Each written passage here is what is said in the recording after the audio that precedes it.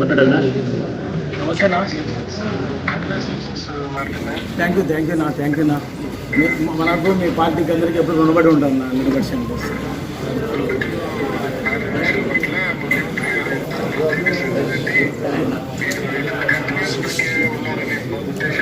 అదేనా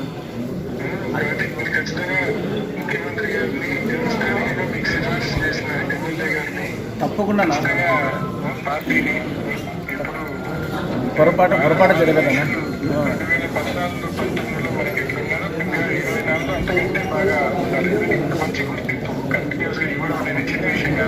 అంతే కదా. అవునా? పక్కన మహారాష్ట్ర ఈ ప్రతి ఒక్కరు ఫోన్ చేసి కేసీఆర్ ఫోన్ చేసి విపరీతమైన ప్రెషర్ పెడుతున్నారు. అవునన్నా. చాలా నాకు ఇందాక ఇక్కడికి వస్తే చేసేసి చెప్తున్నాడు. క్యాబినెట్ కూడా అంతగంటలో చేసేస్తారు సార్.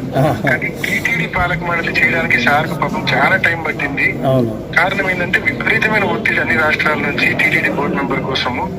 ఇంత ఒత్తిడి తట్టుకొని సార్ బాబు ఇంత ఇప్పుడు అంటారు క్యాబినెట్ కార్పొరేషన్ చైర్మన్ అన్ని నిమిషాలు చేసినారు సారు.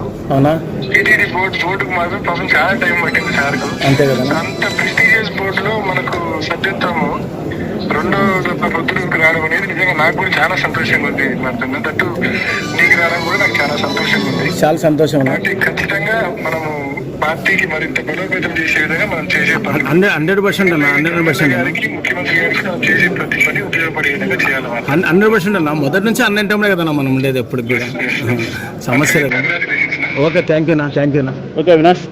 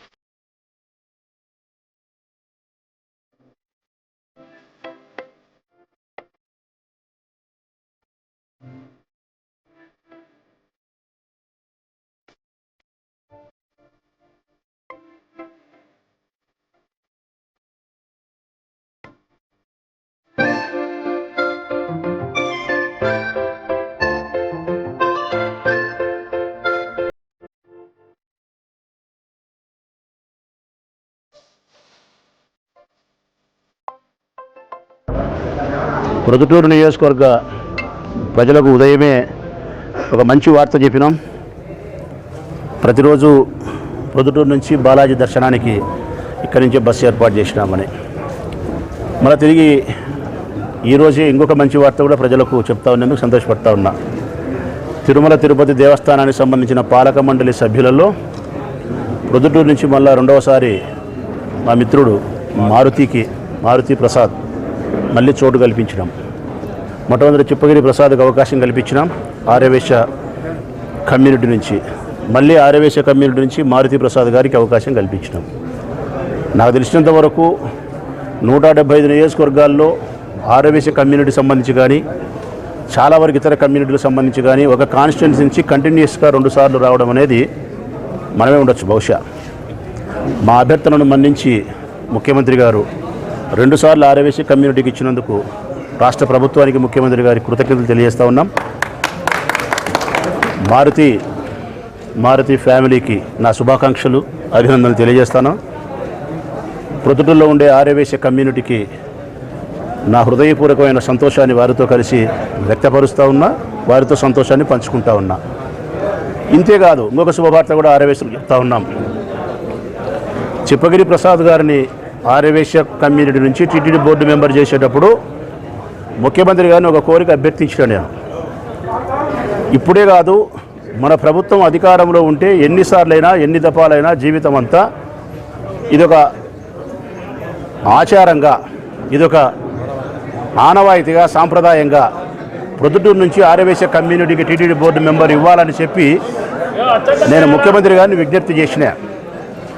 నా విజ్ఞప్తులను మన్నించి రెండోసారి మారుతికి ఇచ్చినారు. ఇప్పుడు కూడా ఈరోజు కూడా సీఎం గారితో ఆఫీస్తో మాట్లాడినాం, సజ్జల గారితో మాట్లాడినాం, ఎంపీ గారితో మాట్లాడినాం. మళ్ళీ రేపు వచ్చే 2 సంవత్సరాలకు కూడా మళ్ళీ ప్రొద్దుటూరు నుంచి ఆర్యవైశ్యులకు చోటు ఉంటుంది. మా పార్టీ అధికారంలోకి వస్తే మళ్ళీ 5 సంవత్సరాల్లో 3 సార్లు కూడా మా పార్టీ అధికారం ఉన్న ప్రొద్దుటూరుగా ఆర్యవైశ్యులకు చోటు ఇస్తానే ఉంటాం. ఒక మాటలో చెప్పాలంటే వైఎస్ఆర్ కాంగ్రెస్ పార్టీ అధికారంలో ఉన్నన్నాళ్ళు ప్రొద్దుటూరు నుంచి ఆర్యవైశ్య కమ్యూనిటీ నుంచి ఒకరు టీటీడీ బోర్డు మెంబర్ ఉంటారు. ఇది నేను సాధించిన ఘనమైన విజయంగానే భావిస్తా. నా అభ్యర్థనను అత్యంత ప్రేమగా గౌరవంగా అంగీకరించిన మా ముఖ్యమంత్రి గారికి హృదయపూర్వక ధన్యవాదాలను, కృతజ్ఞతలు తెలియజేస్తూ మరొకసారి మిత్రుడు మారుతికి ఆ శుభాకాంక్షలు.